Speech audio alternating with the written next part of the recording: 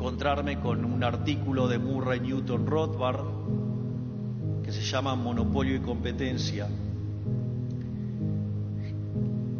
Yo recuerdo que cuando recibí ese artículo, un artículo de 140 hojas, salí a almorzar en el trabajo y nada, me extendí y luego de 3 horas, cuando terminé de leer el artículo, dije: todo lo que enseñé de estructura de mercado durante los últimos 25 años está mal. Y ahí me convertí a la escuela austríaca. Es muy interesante lo que señala Rothbard en ese artículo, porque lo primero que uno tiene que considerar es que el planteo de la estructura de la economía neoclásica en términos de los monopolios, el primer error que comete es lo que Huxley dice: la diferencia entre un buen economista y el mal economista. Es decir, son estructuras de un solo periodo y de un solo bien. Es decir, entonces ignora los efectos de equilibrio general, es decir, lo que pasa en el resto de los mercados, e ignora además la intertemporalidad. Por lo tanto, eso ya muestra que el análisis estaba viciado, que el análisis era incorrecto, que el análisis tenía graves problemas. No solo eso, sino que además ignoraba la posibilidad de sustitución. O sea, yo puedo, por decirlo de alguna manera, yo puedo tener el monopolio de producir Ferrari, soy Fiat, y entonces tengo el monopolio de producir Ferrari, pero no quiere decir que no tenga competencia contra un McLaren o contra, no sé, una Maserati o un Lamborghini. Por lo tanto, eso ya mostraba que había algunos problemas. Y por otra parte, tampoco era cierto que el monopolio tenía que ser malo, ¿no? Porque de hecho la definición original de monopolio, que corresponde a Lord Coke y es de donde la tomó Adam Smith, definía como monopolio aquel lugar donde el monarca o el príncipe o el señor feudal o quien fuera el representante del Estado determinaba que en el lugar donde él mandaba solamente una empresa podía vender un determinado producto. Es decir, pero claro, y si eso era violentado, le caía con toda la fuerza de la ley, y eso podía implicar desde mandarlo a la cárcel o enviarlo al más allá.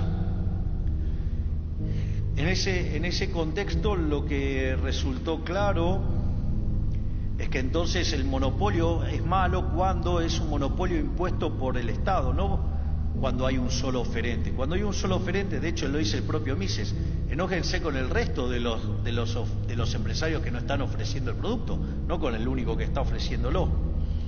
Y esto siempre lo suelo ejemplificar con un caso donde supongamos que tengo una situación donde tengo 10 empresas que están ofreciendo teléfonos celulares. Y ahora aparece una empresa que genera un nuevo celular que es de mejor calidad a un mejor precio. Naturalmente, las 9 empresas restantes van a quebrar.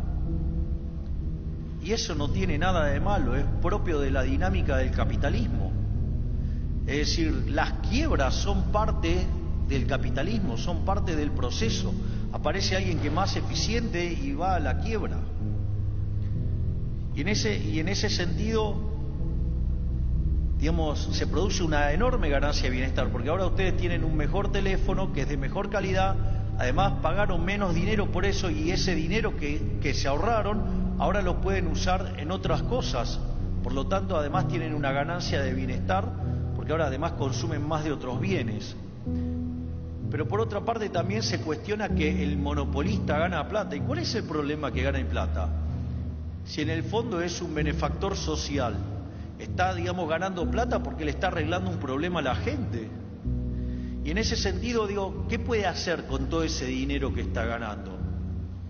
Bueno, una de las cosas que puede hacer es gastarlo, consumirlo. Por lo tanto, digamos, genera lugares de trabajo y mejores de condiciones de vida a partir de dónde está gastando en otro lugar. Bueno, ok, ahora no lo consume, ahora lo ahorra. Bueno, si lo ahorra, eso va a financiar inversión. Entonces va a generar que se creen nuevos puestos de trabajo en otros lugares de la economía y que permita, digamos, que siga creciendo la economía. Por lo tanto, de vuelta le está haciendo bien a todo el mundo. La otra es que reinvierta en su propia empresa, pero si reinvierte en su propia empresa va a incrementar todavía más la oferta.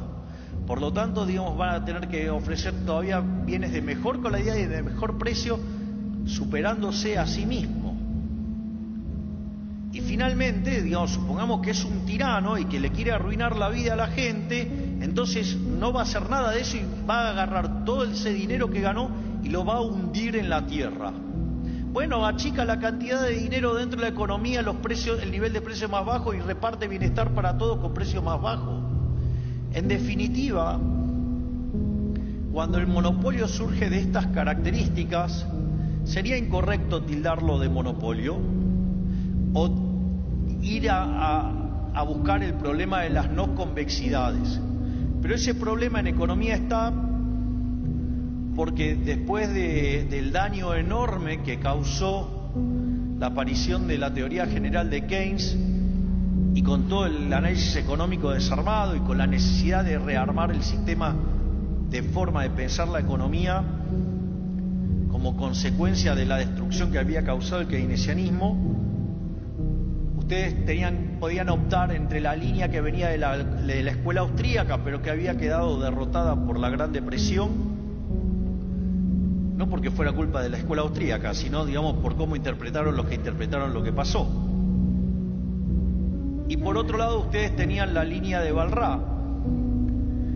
Entonces, se trabajó más en esa línea de la economía matemática, donde a partir del trabajo de Wall, que ya, digamos, era a inicio del siglo XX, aparecen economistas como Mackenzie, Arrow, Debré, Hahn, digamos, donde básicamente retoman esa forma de pensar a partir de la llegada de los teoremas de punto fijo de Brouwer y de Kakutani.